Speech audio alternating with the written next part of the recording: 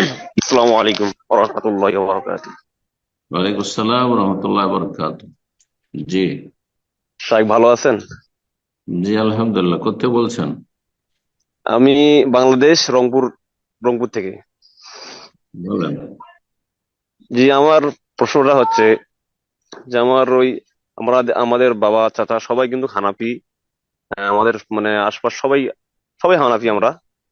পরে আমি জি এখন আমাদের সমাজে তো দেখা যায় বিদআতটা বেশি। এখন আমি আলিম না, আমি হাফেজ।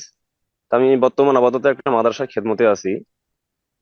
তাই মানে এমন যে বিদআত, যে এটা বলার বাইরে না। আপনাদের জি আলোচনা শুনে আমরা অনেকটাই উপকৃত হয়েছি বেদাত সম্পর্কে। আলহামদুলিল্লাহ। আল্লাহ কবুল করুন। এখন সম্ভব মানে পরিপূর্ণভাবে বেঁচে থাকা সম্ভব হচ্ছে না এই সমাজে আর কি। মানে অনেক জি সমস্যা, আমি টেনশনে আছি। মানে দেখা জি যায় যে মাদ্রাসায় আছি, যে ওই যে মানে গ্রাম অঞ্চলে মাদ্রাসায় এখন ওই 3 দিনা 40 এরকম অনেক ধরনের বেদাত। মানে বলার বাইরে মানে এটা থেকে বেঁচে থাকা অনেক মানে আর কি কঠিন হয়েছে আমার পক্ষে। তো আমার প্রশ্ন এখন এখন। এখন আবার দেখা যায় নামাজ সালাত পড়াইতে গেলে আবার দেখা যায় যে সম্মিলিত মোনাজাত করতেই হয়। আমার এখন সামনে যেতে হয় ইমামতি করতে। এরকম এখন সমস্যা হচ্ছে, আমি এই মানে এই বিদআত থেকে মানে বেঁচে থাকার জন্য কি করতে পারি? মানে এই যে যেরকম 3 দিনা 40 অনেক মানে অনেক জায়গা মানে অনেক সময় বেঁচে থাকি, কিন্তু পরিপূর্ণ ভাবে পারি না ঠিক মতো থাকতে। জি এখন এটা আমি কিভাবে আমি মেনটেন করবো? মানে সেরকম সমাজেও পাচ্ছি না, যে কোথাও যাব মানে খোঁজ খবর করতেছি সেরকম মানে পাইতেছিও না।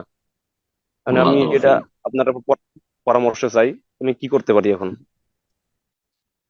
দেখেন, আল্লাহ রাব্বুল আলামিন ইরশাদ করেছেন, ওয়া মান ইয়াত্তাকিল্লাহ ইয়াজআল লাহু মাখরাজা। আপনি হাফেজে কোরআন। যে সূরা তালাক আল্লাহ বলছেন যে যেই ব্যক্তি আল্লাহকে ভয় করবে, মানে গুনাহ থেকে বাঁচার জন্য, আল্লাহকে ভয় করলে আর গুনাহ করবে না, বেদাত করবে না, বেদাতের সহযোগিতা করবে না, বেদাতি মাহফিলে বেদাতি কাজে অনুষ্ঠানে অনুষ্ঠানে অংশ নেবে না, 40 অংশ নেবে না, সম্মিলিত মোনাজাত করে। ওমাইয়াত্তাকিল্লাহ, যারা আল্লাহকে ভয় করবে, আল্লাহর ভয়ে ভালো কাজ করবে, আল্লাহর ভয়ে খারাপ কাজ শিরক বিদআত ছেড়ে দেবে, ইয়াজ আল্লাহ মাখরাজা, আল্লাহ তাদের এক্সিটের ব্যবস্থা করবে, আল্লাহ তাদের জন্য রাস্তা সুগম অবশ্যই করবেন। ওয়ারযুকুহু মিন হাইসু লা ইয়াহতাসিব, এবং আল্লাহ তাদেরকে রিজিক দিবেন এমন এমন জায়গা থেকে যে তার কল্পনার বাইরে, কল্পনা করতে পারেনি।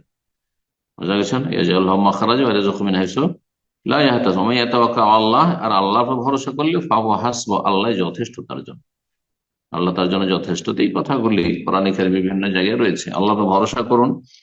রুজি মাদ্রাসা কমিটি বা হেফজখানা কমিটি গ্রামবাসীর হাতে নেই, রুজি রবের হাতে আছে, আল্লাহর হাতে। সুতরাং এই ইমান আকীদা মজবুত করতে হবে এবং হক কথা ভালোভাবে নরম ভাষায় সব জায়গায় প্রকাশ করার চেষ্টা করতে হবে।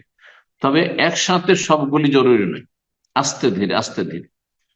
সমাজে বড় রোগগুলি আছে, ধরেন মাজারে যাওয়া, হ্যাঁ, ওরস লাগানো, চাদর চড়ানো, হ্যাঁ, খাসি মোরগ নিয়ে যাওয়া, বড় বড় শিরকিয়াত, সেহের, জাদু, হ্যাঁ, ইত্যাদি।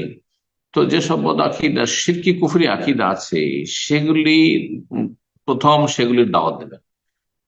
আর তারপরে তৌহিদ তৌহিদ তাদের বোঝানোর চেষ্টা করবেন। সুন্নাতের গুরুত্ব, নবী সাল্লাল্লাহু আলাইহি ওয়াসাল্লামের ভালোবাসার যে গুরুত্ব এবং ভালোবাসার প্রমাণ, দলিল কি, তার অনুসরণ, তার আনুগত্য, এই বিষয়গুলি তাদের সামনে বোঝাবার চেষ্টা করবেন, মানুষকে বুঝাবেন, তার সাথে আস্তে আস্তে করে এই বিদাত গুলি ছেড়ে দেবেন। এখানে দুটো বিদাতের যেমন উদাহরণ দিলেন, যে 40 করে বিষয় বিভিন্ন মরার খাবার, এগুলোতে মোটেই যাবেন না, বলছেন আমি এগুলোতে যেতে পারছি না। সেই ক্ষেত্রে আপনি স্পষ্ট ভাষা বলবেন যে এগুলো ইসলামে জায়েজ নয়, বা এগুলো আসলে ইসলামে নেই, আমাদের পরম্পরা চলে আসছে, এগুলো ভুল আসলে, সেই জন্য আমি যাব না। যদি দেখা যায় আমার চাকরি চলে গেল, আল্লাহর উপর ভরসা করেন, আপনি অন্য কাজ করবেন, তাওয়াক্কুল করেন আল্লাহর উপর। জি। কিন্তু চেষ্টা করেন, এগুলো কথা বলতে হবে। এই নয় যে আপনি 40 চলে যাবেন, মোটেই না। কারো চলে যাবেন পয়সাওয়ালা, সেই জন্য চলে যাবেন, হ্যাঁ, তার ভয়ে চলে যাবেন না, আল্লাহকে ভয়। এখন 5 ওয়াক্ত সালাতের পরে, ফরজ সালাতের পরে, নামাজের পরে যে সম্মিলিত মোনাজাত, এটি বিদআত। হ্যাঁ, একসাথে সবগুলি উঠাবার চেষ্টা করি না, না সবাই শত্রু হয়ে যাবে। তো আস্তে আস্তে বোঝাবার চেষ্টা করেন যে এটা একসাথে সম্মিলিত মোনাজাত নেই, এটা দলিলেও নাই এবং যুক্তি তো টিকে না, কারণ আমার প্রয়োজন আলাদা, আমি একজন হাফেজ।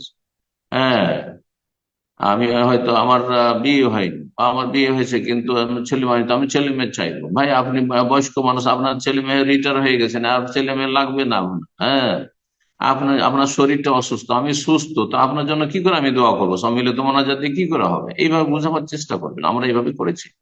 আরে আহলে হাদিস সমাজে আজকে থেকে 30-40 বছর আগে সম্মিলিত মোনাজাত সব জায়গায় ছিল, ভারত, বাংলাদেশ, পাকিস্তানে। এই 30-40 বছর আগের কথা বলছি। 1985, 86, 87, 89-তে মধ্যে এনেছে, তার আগ পর্যন্ত আমাদের উঠাইতে শুরু করেছি 2-4 বছর ওই আগে থেকে, ওই আপনার 1985-86 থেকে, ওই সময়টা থেকে। কিন্তু একসাথে 5 ওয়াক্ত আমরা উঠাতে পারিনি। এর আগে অনেকবারই বয়ান করেছি আমি এই বিষয়টি, যে 1 ওয়াক্ত ছেড়ে দিয়েছি, 2 ওয়াক্ত ছেড়ে, ফজরে ছেড়ে দিয়েছি, বেশি লোক হয় না ওগুলোকে সামিল নেই। হ্যাঁ, যখন দেখছি লোকজন মুসল্লি কম আছে তখন ছেড়ে দিয়েছি, আমিও নিজেও এমতি করেছি। জি, আমার যৌবনকাল মসজিদে, মসজিদ কমিটি, মাদ্রাসা কমিটি, তাদের চাকরি করি আহলে হাদিস, তারপরে এত গোঁড়ামি যে না, আমাদের অমুক অমুক মৌলানা তো ছিলেন, ওরাও তো আহলে হাদিস ছিলেন, ওরা তো করতেন। এগুলো দলিল ছিল তখনকার, বলছেন না? তো বেদাতি সমাজে তো আরো বেশি বিদাত রয়েছে। তো আস্তে ধীরে বোঝাবারও চেষ্টা করেন, আর আস্তে আস্তে 1 ওয়াক্ত 2 ওয়াক্ত করে ছাড়েন।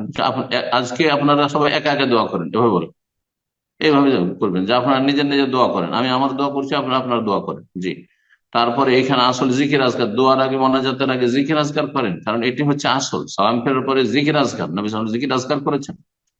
এইভাবে নরম ভাষায় সুন্দর আচরণের সাথে মানুষকে সংশোধনের চেষ্টা করবেন। আল্লাহ তৌফিক দান করুন। একসাথে জরুরি না, হতে পারে যে আপনার এই বেদাত গুলি উঠাইতে 10 বছর লাগতে পারে, সবর করুন, আস্তে আস্তে উঠান। কিন্তু আপনি একেবারে চুপ থেকে যাবেন চলবে না।